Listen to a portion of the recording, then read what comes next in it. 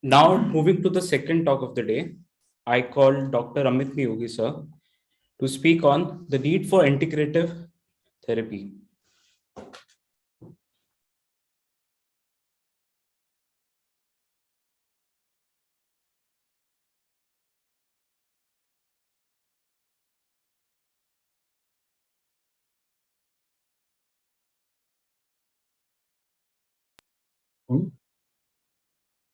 A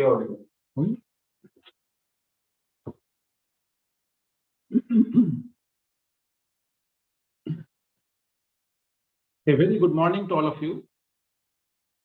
So we had listened to the first talk by Dr. Biswarup Rai Chaudhary.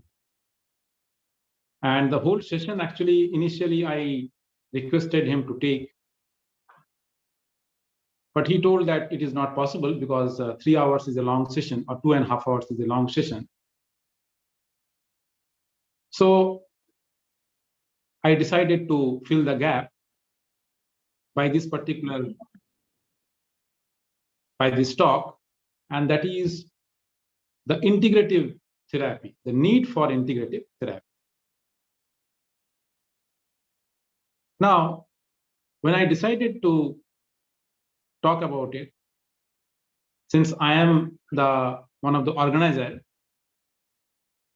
I thought that am I qualified to speak here?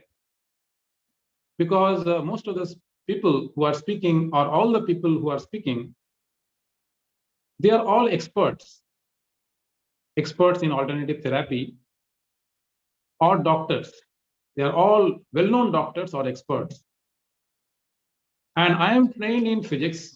I have no degree in alternative therapy. So am I the suitable person to speak on alternative therapy or the need for integration? Then I thought that after a while, I got the answer that no, out of all of them, I'm the most suitable person. And why I thought like this, it is because the people who are trained in a particular therapy or a doctor, they are focused into one particular area. And sometimes, or many a times, it happens that when you are focused into something, you lose track of the other things. Because all the time you are thinking about that. Now, person like me, I'm a common man. I have interest in different therapies.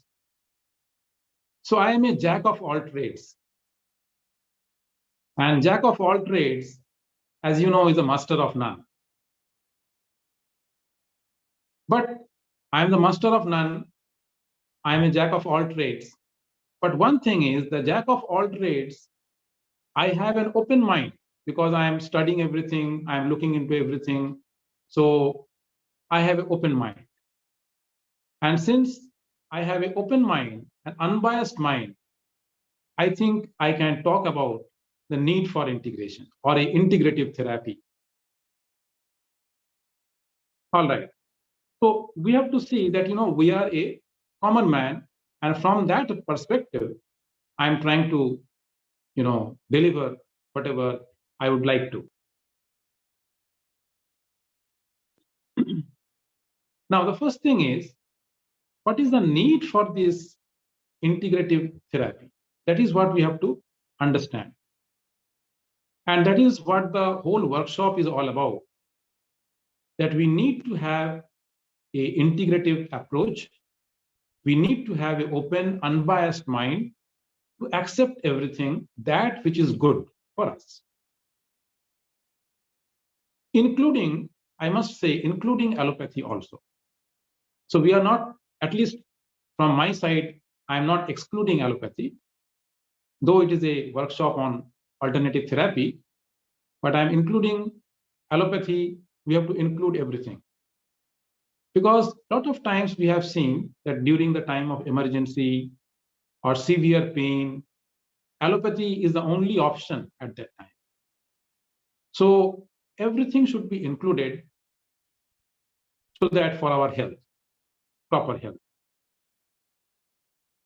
Now, when we talk about integration, we have to understand that what this integration means. There are different ways one can do it. First of all, the first way is you take up only one particular alternative therapy and you practice it. In a way, it is very good because if you take up one therapy, it is easy for us to understand its effect. Because if you combine too many therapies, it is difficult to understand the effect of one on the other. Sometimes, it may be contradictory, antagonistic.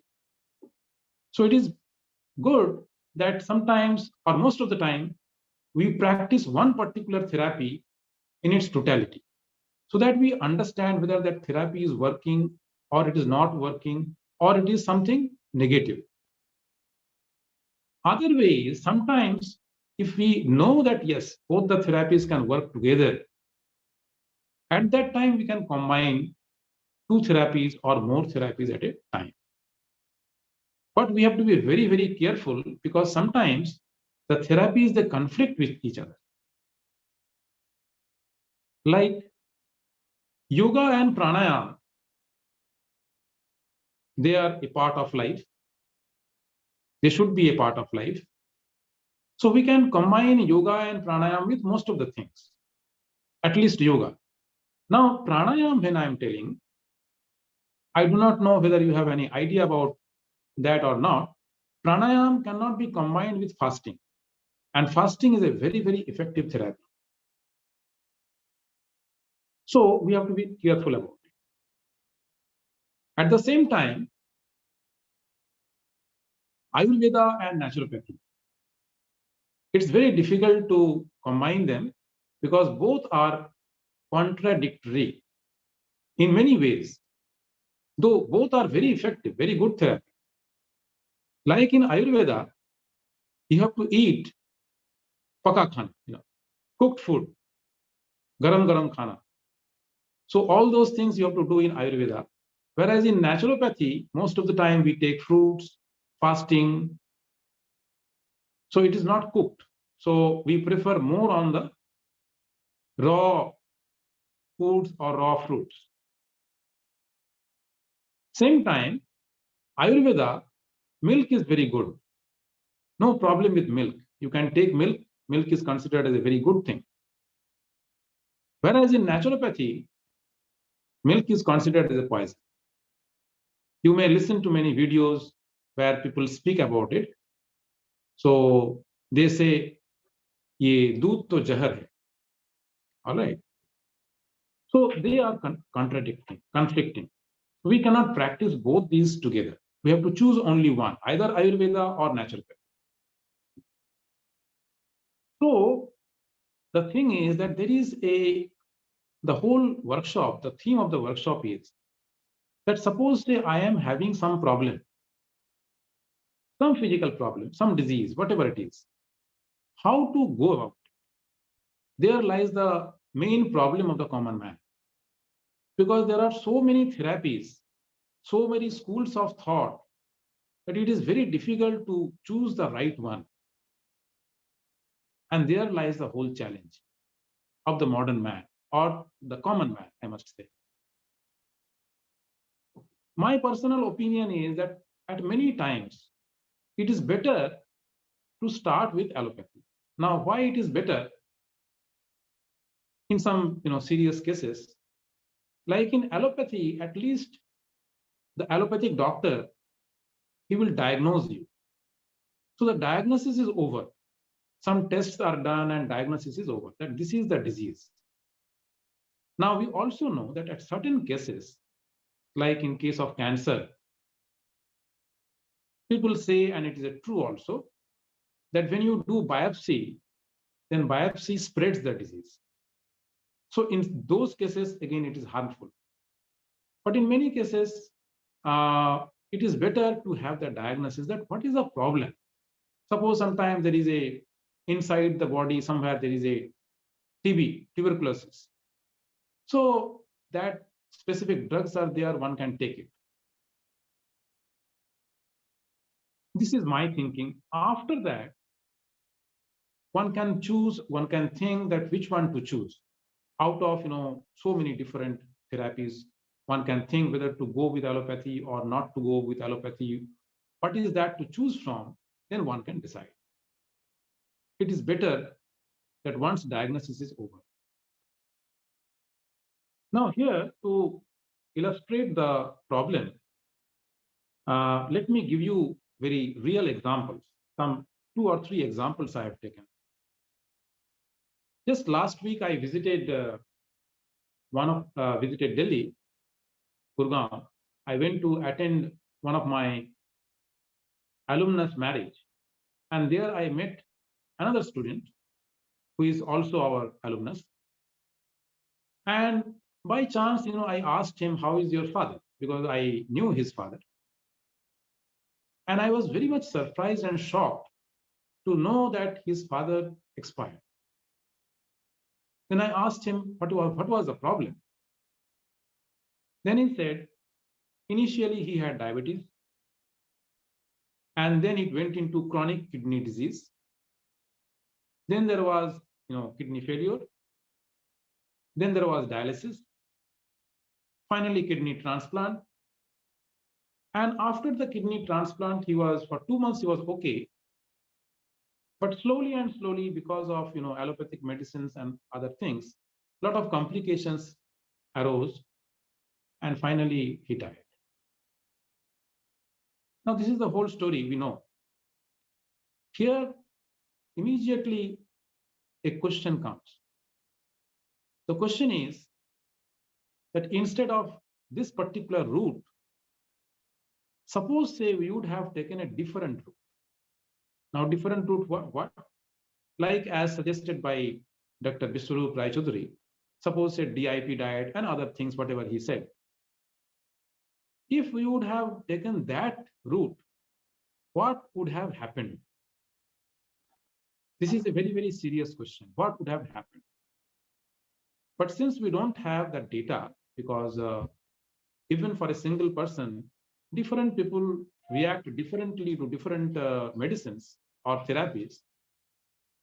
If we have a large number of data, that is the only solution, I think, that if we have a large number of data,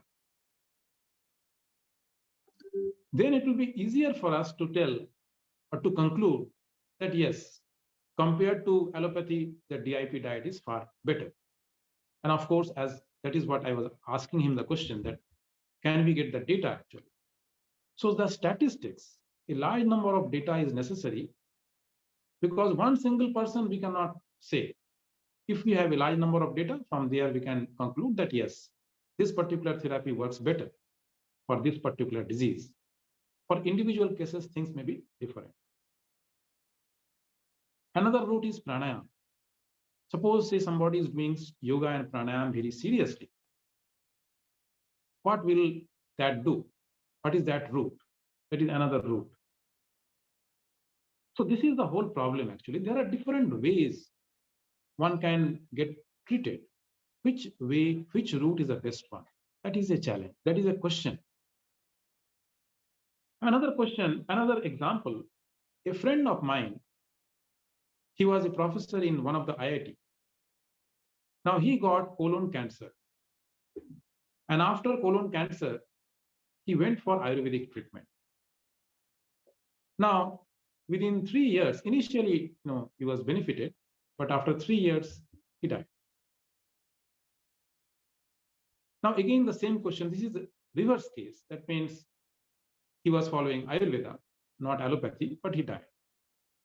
Now, again, the same question comes. Suppose, say, some alternative therapy, allopathy was taken, what would have happened? Because, when I asked his friends that what happened to him, his friends, what did they say? अरे वो तो allopathy किया नहीं, वो तो आयुर्वेदिक करा रहा था. As if, Ayurvedic is nothing. Everybody has to go through the allopathy route. But that is not the right way. All the pathies are there. But we have to see which pathy is the correct one. They say as if, Ayurveda is nothing like that. Everybody has to take the allopathy route. But I don't agree to it. Third case, I'm taking it, the third case, very real. All these are real cases. So the problem is very clear. I want to make the problem clear that what is the challenge that we are facing today as a common man. A student of ours from our institute, he got a cancer, that is cancer of the lymphatic system, either Hodgkin's or non-Hodgkin's, I don't remember. And then 3 years he underwent treatment. Their family spent 80 lakhs. And after that, that boy passed away this year. It is very, very unfortunate. After spending 80 lakhs, the boy passed away. The question is, what would have happened if he would have taken some alternative therapy seriously? Now, whenever I am talking about alternative therapy, here one particular concept is very important, that we need to follow that particular therapy very, very seriously. That is very important. The last case, one of my sister presently, she's having very difficult time. Last 5 years back, she was diagnosed with breast cancer. And after that, she started allopathic treatment. They spent around 15 to 20 lakhs, I think more than that. And presently, she's lying on bed with oxygen. Situation is not at all good. So a lot of suffering. She went through a lot of suffering, lot of treatment, but still the case is not cured. And the case is serious. So these are the cases. From there, the question arises that what is the right way of treatment? How can we choose it? This workshop cannot give us the answer because here we are listening to different therapists, but we have to judge. We have to sit together, we have to think, we have to observe, and with a very rational and open mind, we have to take a decision. We should not be biased. And that is why we need to have a group where we can discuss freely, and maybe may not be WhatsApp group, because in WhatsApp group every day you get good morning messages. So some other group or email group, whatever, but we need to think rationally, openly, unbiased way to come to a conclusion that what is the right way. We, the common man, we have to take that decision.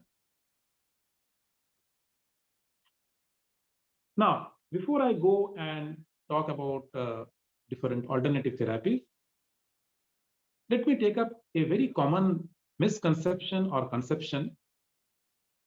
People often talk about that this is not scientific. Like alternative therapy, say pranic healing is not scientific. Why? Because they talk about chakras and the energy centers. Because chakras we never studied in our biology books. It is not there in the medical books. So it is unscientific. Then your acupressure is unscientific because they talk about energy meridians. We know very well that there are no energy meridians in medical books. Then homeopathy is unscientific. Why? Because there is no medicine in it. Very infinitesimal, small medicine, which is absolutely almost nothing, even less than a molecule. So how can it work? It is unscientific. So often we hear from the people who are scientifically oriented, that this is unscientific and allopathy is the scientific way of doing things. Now let me ask you, or let me ask everyone this question. What is science? What is science? There are many definitions of science given in the dictionary, but what we generally studied from our schools is the science discovers the laws of nature. The science discovers the laws of nature. Very good. We have studied this in our schools. Now, there are many laws which science has not discovered. There are many laws which are not known to science. Now, my question is, are those laws unscientific? Are those laws unscientific? Because it is the science has not discovered it. They are not. We know that Newton, he discovered the law of gravitation. Was law of gravitation existing before Newton? Because Newton discovered it. We know that the law of gravitation was there throughout. So the science, as we see, whatever science we see, beyond science, there is a lot of knowledge, the truth, the kingdom of truth. It is a huge kingdom of truth. And we, the people who we call science or scientists, or the so-called the knowledge of science at present, suppose, say, if I draw a circle in that huge space, and within that circle, if I write rational knowledge, science is a rational knowledge. But beyond that knowledge, beyond that circle, the knowledge which is existing, the truth that is existing, that is not irrational. That is knowledge which is not rational. This is not my way of interpreting. Somebody, great people have interpreted like this. I have learned it from my teacher, and I am sharing with you. So there is a lot of knowledge which is beyond science. We cannot call them the fake, that these are all fake. Homeopathy is fake. We cannot call like that. The science behind the homeopathy, or the logic, they have some logic, but the science behind the homeopathy, people are trying to discover that. There are scientists in IIT Bombay who are working, and they have worked on it. But till now, it is not clear. And maybe the person who really discovers that, he or she may get Nobel Prize. Who knows? So it is not the right way to say that this is not scientific or that is not scientific. Then how can we test? The test is that we have to see the evidence. We know so many people, right from 200 years back, people have been using homeopathy. Every day we see a large number of people are going and doing homeopathy. And they are cured. They are getting the benefit of it. Now, one may say it is all faith healing. It is foolish, because for 200 years, can it be only faith healing? Can a therapy exist only by faith? I always have faith in every medicine. Faith is always there. But sometimes something doesn't work. Even in homeopathy, I have seen that I have taken one medicine last year only. I was having some pain in my chest, some of the ribs, and the doctor gave me some medicine. I had full faith, but the medicine didn't work. When I told the doctor, even after 15 days it is not working, he gave me another medicine, CWPH. And the moment I took, the next day, even the same day, I got the benefit. So is it faith healing? So I think, we should not, we should not listen to these things. So that is about our scientific and unscientific. So all these therapies, each one of the therapy, they have some specific advantage, some merits, and some demerits also. So we have to accept as it is. We have to accept every therapy, whatever its merits and demerits are. All right. Now let us little bit discuss that when we think about different therapies, why there are so many therapies? That is what the question comes. Why there are so many therapies? Now to understand this, we have to see the model of our health. When we talk about health or the human body, generally we feel that the human body is there, the outside body, the physical body. But as we know that there are different layers to this human body. And what are the different layers? They are sometimes known as Sukshma Sarir, then Sthul Sarir, Sukshma Sarir, Karan Sarir. All these things we have learned in our Indian philosophy. Now, exactly, or Annamaya Kosh, Pranamaya Kosh, all these koshas are there, the layers, the sheets. The simple way to understand is that there is a physical body. We are aware of it, physical body. Then we have mental body, that is our mind. And there is something which we call as spiritual body or spiritual health. Now, usually we don't talk about spiritual health, but it is there. Spiritual health is also there. I will give you an example just now. Now, the physical health, when you see physical body or physical health, the outermost body we can see. After that, there is a blood and lymph. That is the liquid part. After that, there is a gas exchange. So what we find that the body is going from the gross to subtler and subtler, even in the physical body. Then there is a mind. Now in the mind also, there are two parts. One is the conscious mind and one is the subconscious mind. So in the mind also, there are different layers and we go from subtler to subtler to subtler, finer and finer. Then there is a spiritual health or the spirit. So there are the human being, the whole human being consists of a large number of layers.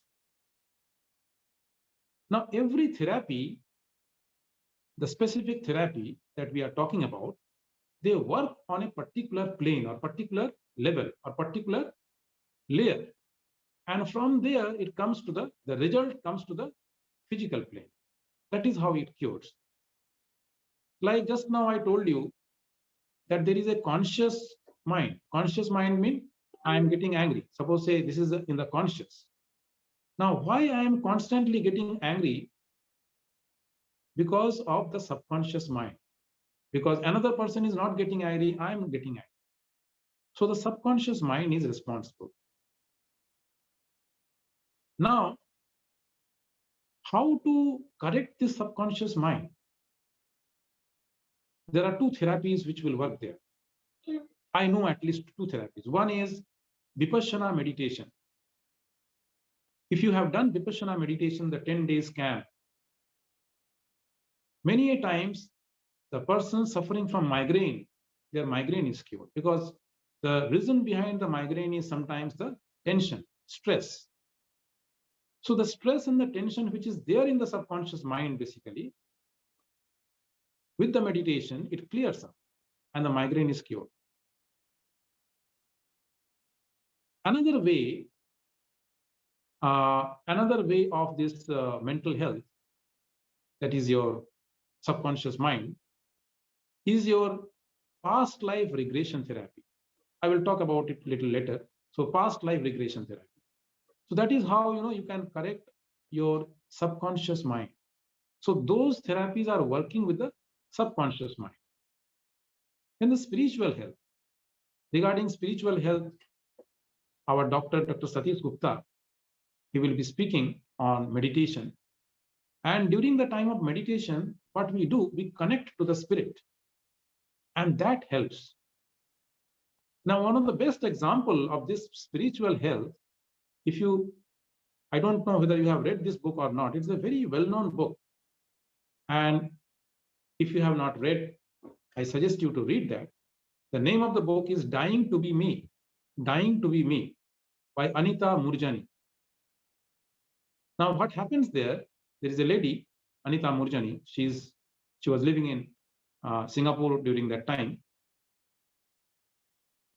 So she was down with cancer, the last stage of cancer, and she's at the hospital. Her organs are shutting off. She's about to die. And the doctors told that only 4 hours to live, only 4 hours to live. At that time, she had a out-of-the-body experience. And from the out-of-the-body experience, she can see her body lying on the bed. She can also hear what her husband is talking with the doctor at a different floor, not on that particular room, in a different floor altogether. She can see that her brother is coming from India. She can see her brother landing up, taking the flight. She talked to her father, who was already dead. So what happened is,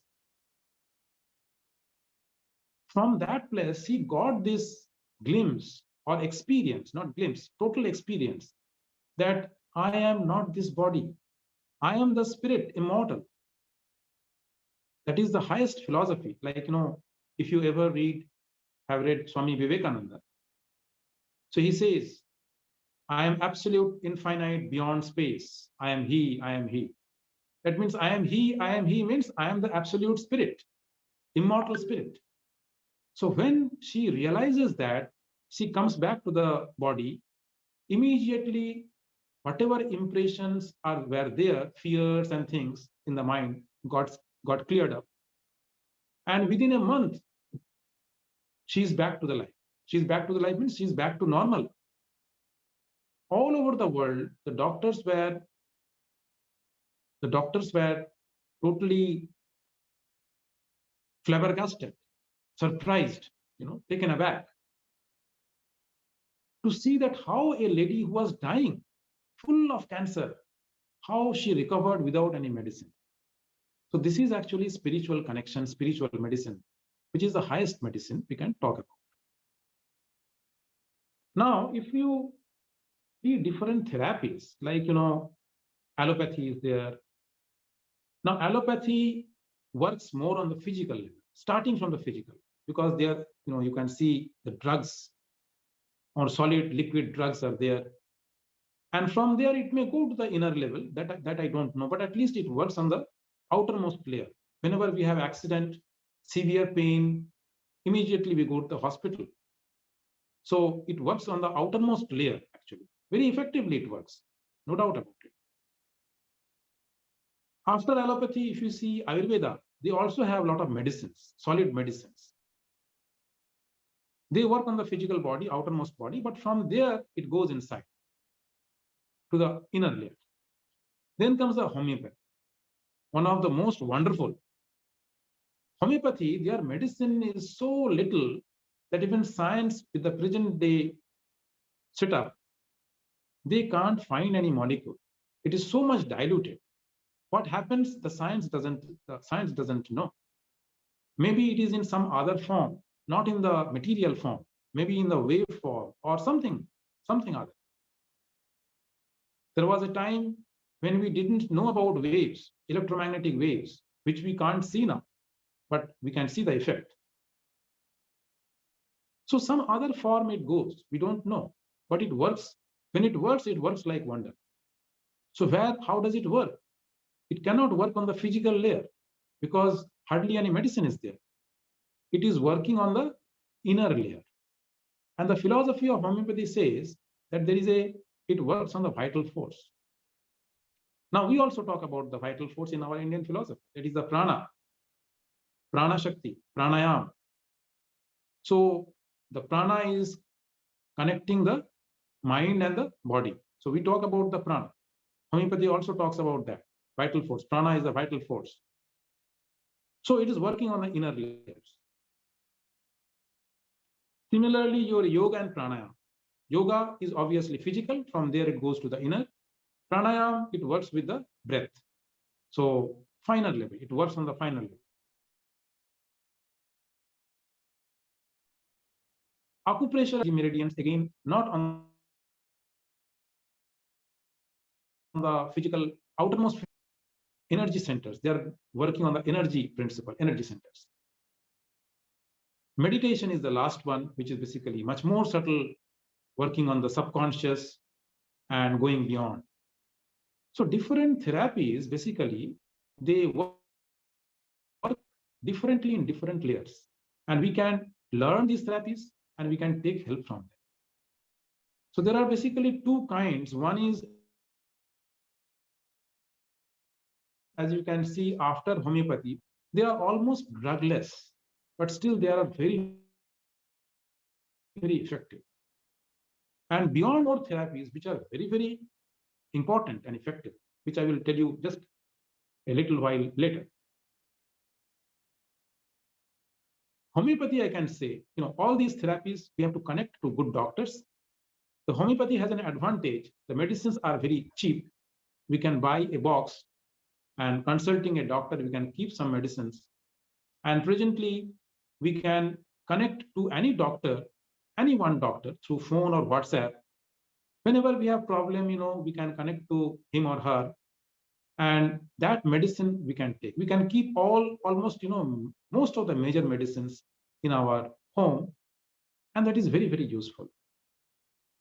Ayurveda, very effective, but medicines we cannot buy and keep at home. It is expensive medicines. We have to go and consult, but that is one of the oldest of our Indian medicines, very effective medicines for chronic diseases.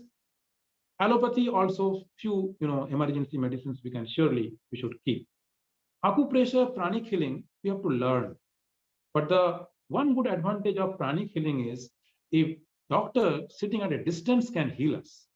And it is also very, very effective, which I have seen in my life. Acupressure is very effective in treating pain and many other diseases. So we have to learn that from an expert. Yoga and pranayama should be our part of life, but pranayama is very, very effective, provided one does it seriously. Naturopathy, fasting, and diet, obviously it is a part of life. Not fasting, but fasting also is equally very, very effective. It can cure any disease. So these are the therapies, and we need to basically integrate them. So there is a very urgent need that we have to learn these therapies, and from the experts' talk that we will see, we have to see that what are the diseases, which are the diseases that are best addressed by each of these therapies, so that whenever the situation arises, the need arises, we can go to a particular expert, or if we learn that, that is also perfectly fine. Now, other than these therapies, around 10 or 12 we have mentioned, there are some very less known therapies, but they are very, very effective. We do not have any talk on that therapy in this workshop. One of the therapies is known as cow urine therapy, very effective. And a lot of people are benefited by this cow urine therapy. Gomutra. Now, again, people say scientific nahi hai, ye hai, wo hai, but it is very effective. We have, we can collect a lot of data. One book is very famous, and I will suggest, if you have not read, one must read that book. The name of the book is Holy Cancer, and by Amit Vaidya. Holy Cancer by Amit Vaidya. Now, in that book, what happens that there is a person, Amit, he got cancer, and the situation was such, he was in USA, States, and he got cancer. And the cancer, the doctor in the USA, they told that, you have 6 months more to live. We have tried our level best. We couldn't do anything. The cancer is spreading fast. So he came back to India, and he was from a Jain family. So he did some yoga and things like that, Kunjal Kriya and all. After that, he was suggested by someone that in Mumbai, there is a hospital which treats patient using cow urine, cow dung, everything, cow therapy actually. So that no, Amit, Mr. Amit, he goes there, he went there, and he was practicing, he was doing that therapy in that particular hospital. And after 6 months of time, when he tested, he was totally cancer free. Now, the doctors of USA, with all their might, they could not cure him, but finally he was cured by cow therapy. Now you see this particular data, how we are also interested to collect data and learn from people, but we want to collect data from the common man. We trust more because common man says the truth. Now, the way this data somebody was misinterpreting, which I read in the WhatsApp, and what was written that, see, with Amit Vaidya, there were other patients who were doing the same therapy. They died, but this man lived, survived. So it doesn't prove that it is a cow therapy which has helped me. So just in order to verify that what is the truth, I read that whole book. And after reading the whole book, the truth is very clear. And that is why, we have to see the whole data by ourselves, because anybody can misinterpret things. The truth is that this particular person, he continued this therapy throughout till 6 months. But other people, they, after 11 days, they discontinued the treatment. They were doing something else. So obviously, by doing 11 days of the treatment, it will not cure. So it is very important for particular therapy, for all these alternative therapy, the dose and the duration is very important. Like pranayama, dose and duration is very important. So these two things are very important. After cow urine therapy, there is another very well-known therapy that is known as, though it is not well-known too much, but people know about it. It is known as auto urine therapy. Swamutra Chikitsa.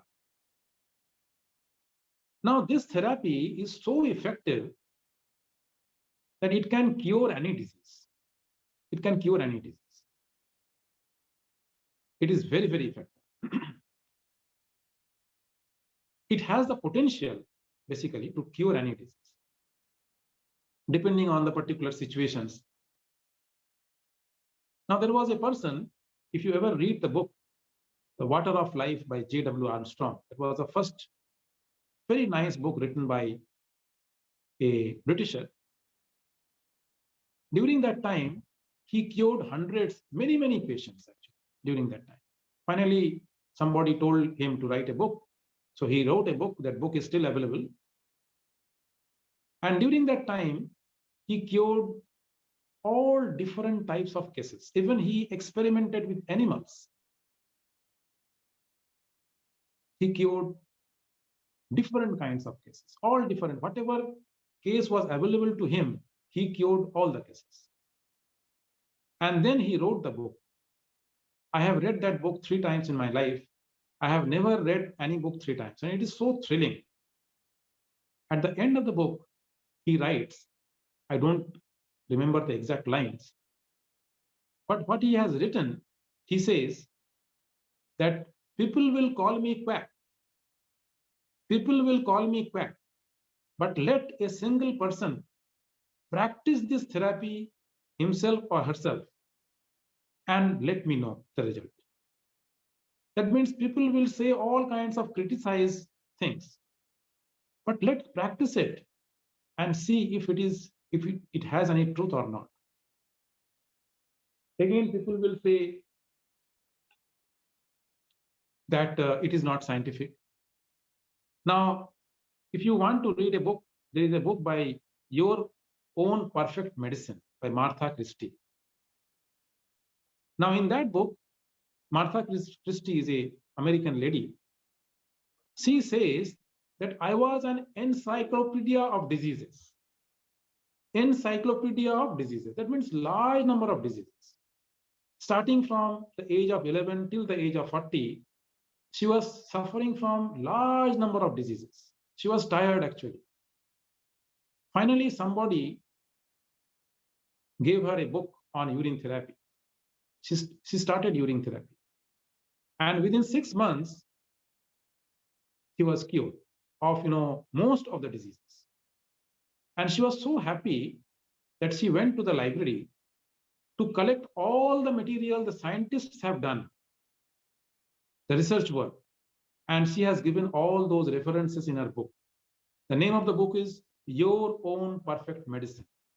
Your Own Perfect Medicine by Martha Christie. Well-written book. A person from India, his name is Jagdish Bhurani. He's working with cancer and urine therapy. Written very nice book, Cure Cancer with Urine Therapy. Now he is mixing chemotherapy with urine therapy, and he has got good results. Though that is not the ideal urine therapy. In ideal urine therapy, as prescribed by Armstrong, you cannot mix any other therapy with that. And basically, Armstrong combined urine therapy with fasting. It is a little bit difficult, but it is very, very effective. Both the things he combined together. So see, auto urine therapy is such an effective therapy. It has been in India for the last 5,000 years.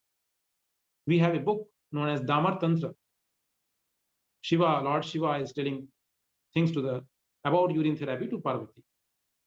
Our yogis, they have been practicing this therapy in the Himalayas for the many, many years.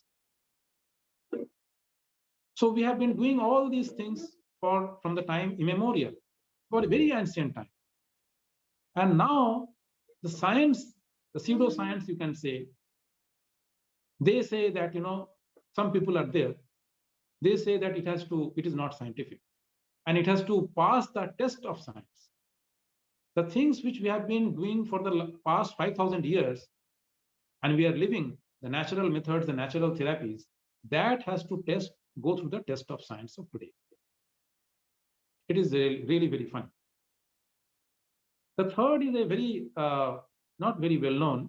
It is known as past life regression therapy. This therapy is developed by Dr. Brian Weiss. And no, there are others also, but he has written very well-known books, Many Life, Many Masters, and Same Soul, Many Bodies. You must go through those books. It is a very well-written books, actually. And there, he has shown that by hypnosis, the people in their subconscious mind, lot of impressions are stored of fears, phobias from their past life. And through regression, one can remove that. And the moment it is removed, they are cured. Now, obviously, when he discovered this, he was very much reluctant to write books. He thought that he is a medical person. How can he write books like this? People will call him something unscientific. And so many things, He may not be allowed, further to treat patients by the board, medical board. He was very reluctant. But finally, he thought that no, whatever is the truth, let me tell the truth to the world. So he wrote those books, and finally, this Many Life, Many Master became the bestseller in New York Times. Then sometime back, I heard about Electro Homeopathy, totally different than homeopathy, but it is also quite effective. I had a conversation with a doctor, and he told me about Electro Homeopathy. Presently, they are getting medicines from Germany, and they are quite effective. Sunlight therapy, very effective therapy. Like if you ever get a lady or anyone with knee pain, you tell her to massage cow ghee and let her rest in the sun for an hour every day, morning sun, and see the results. Water therapy, home remedies.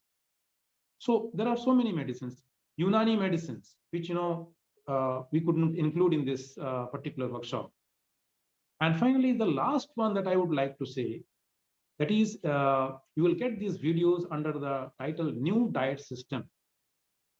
And in the new diet system, I would like to tell my experience. Like 2 years back, I was quite sick.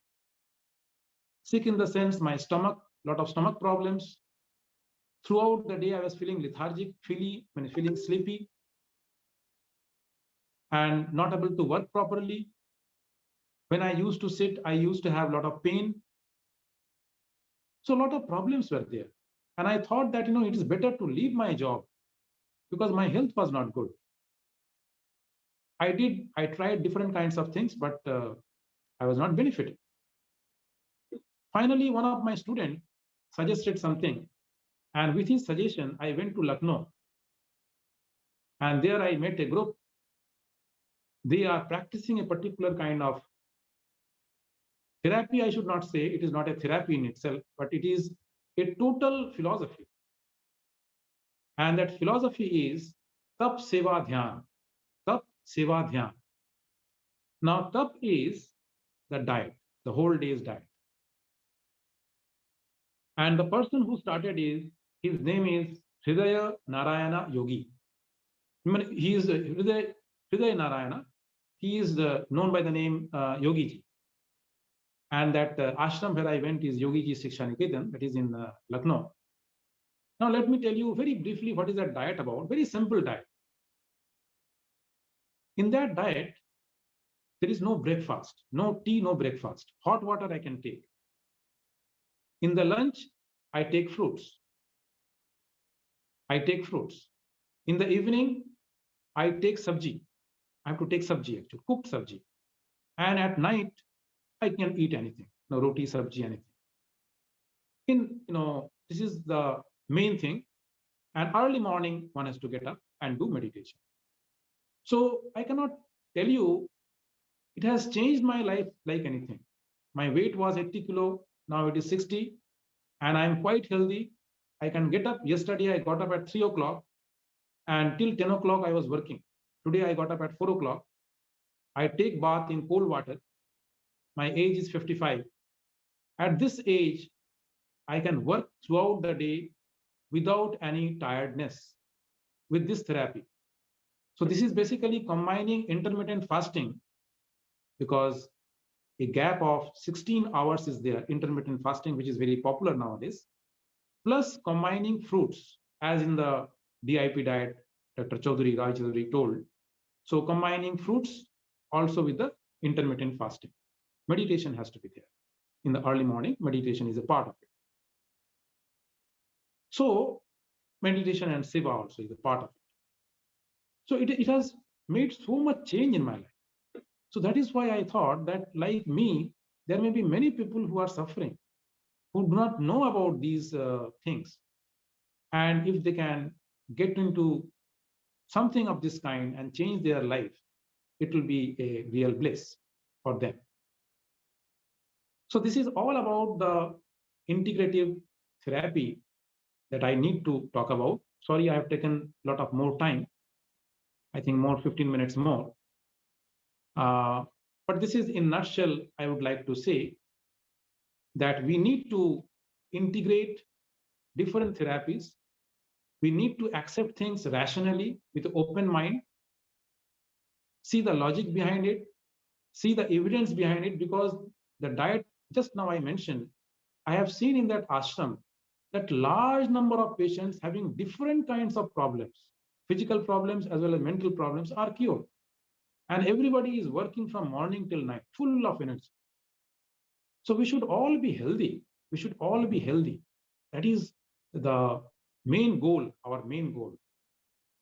So this is all about my whatever I would like to deliver.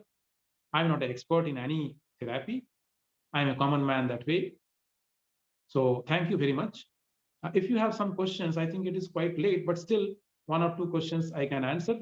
Rest, we will have a chat session today. And during that time, we can discuss any other questions. Thank you very much. Okay, if there are no other questions, then you can close the session for today now. And the next session starts from 2 p.m.